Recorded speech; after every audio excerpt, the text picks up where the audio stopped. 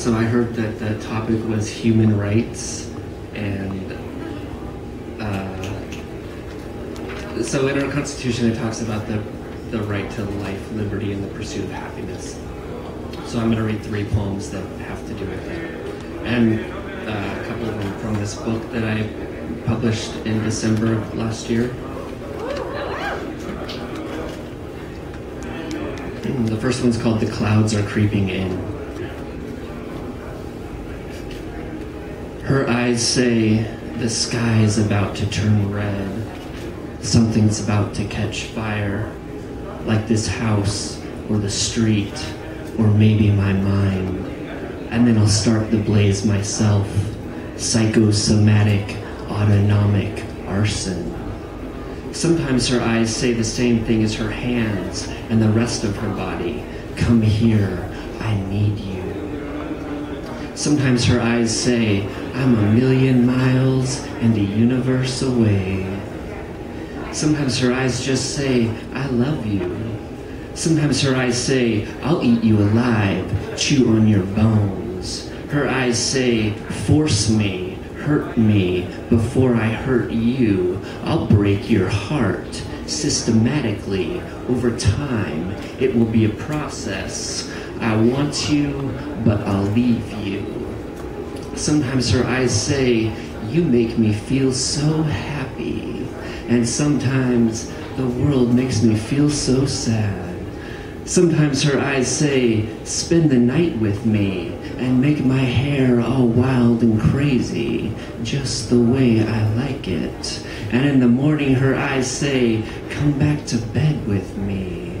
Her eyes say, I'm not sure I want you here, but don't leave me alone. Her eyes say, I've got you figured out, I know you want me. Her eyes say, take me, I'm yours. Sometimes her eyes say, I'll love you forever and ever, and I want to have your baby. Her eyes say, the clouds are creeping in.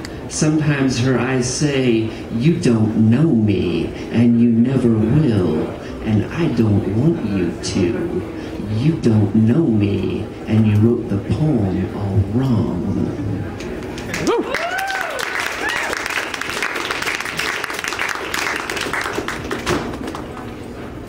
Thank you.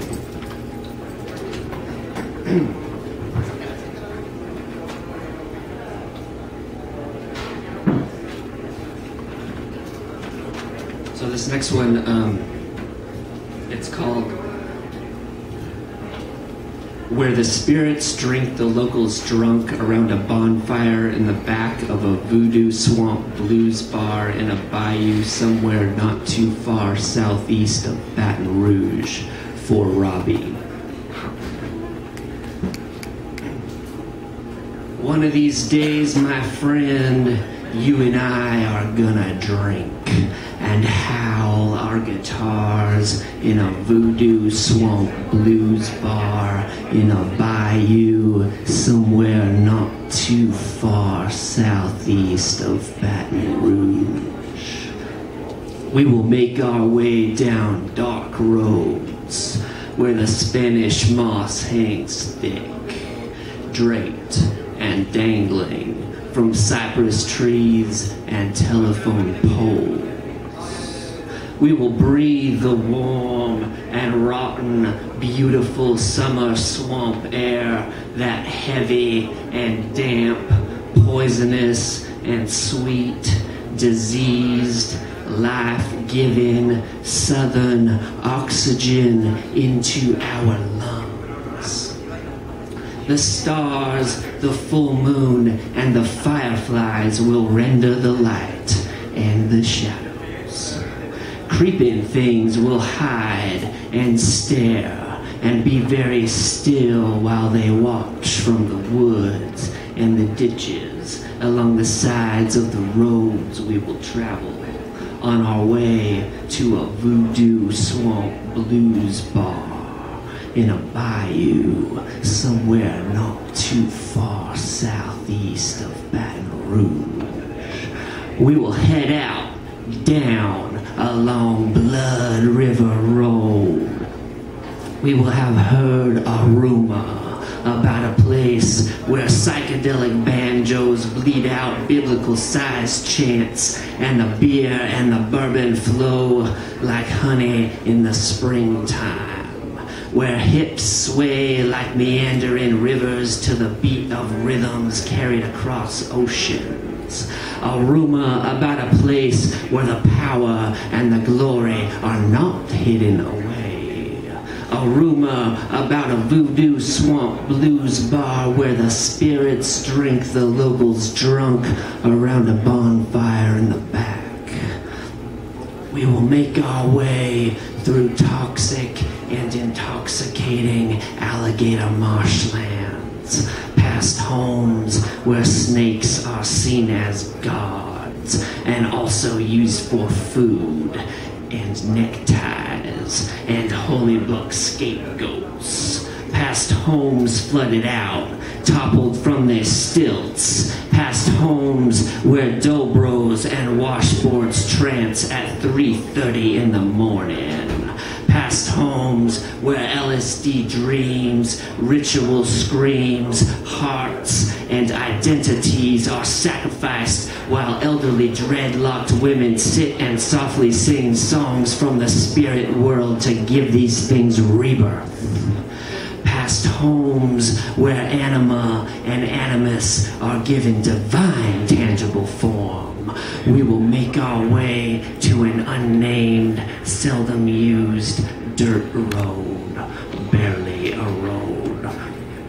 More like traces of tire tracks, muddied and overgrown. We will walk this hidden road and we will find this voodoo swamp blues bar where 9 lanterns will hang from the ceiling and line the walls, where 7 of them will be lit.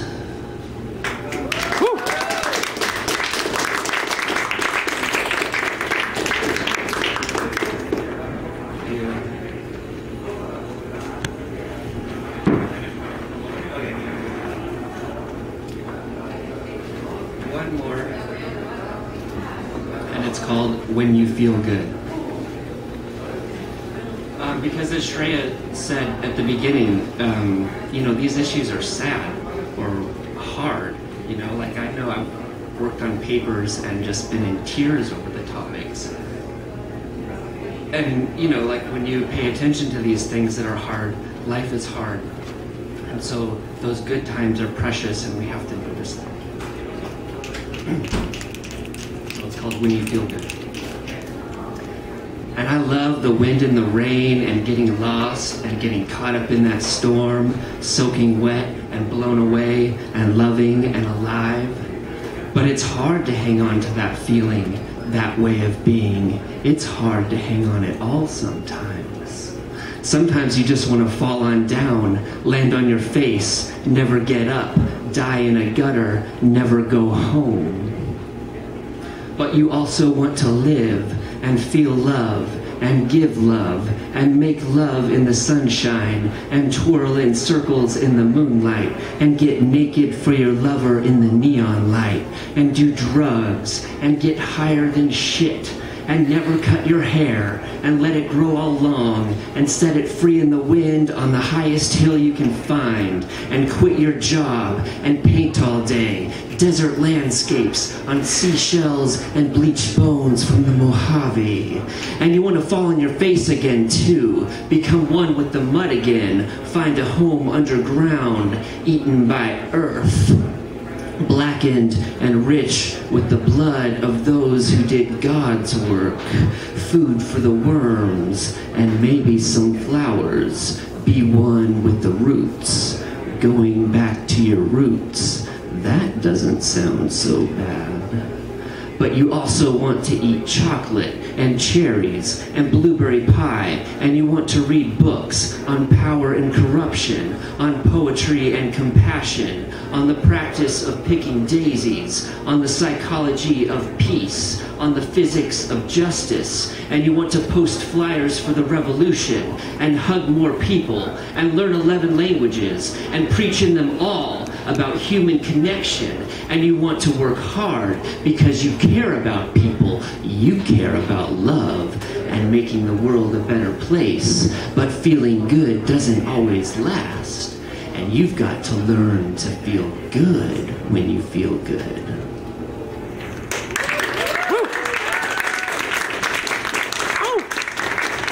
Thank you so much. So part of this project with publishing this book was that I'm giving them away, and I have a few copies, and if anybody would like them, I would really rather not take them home with me. So please.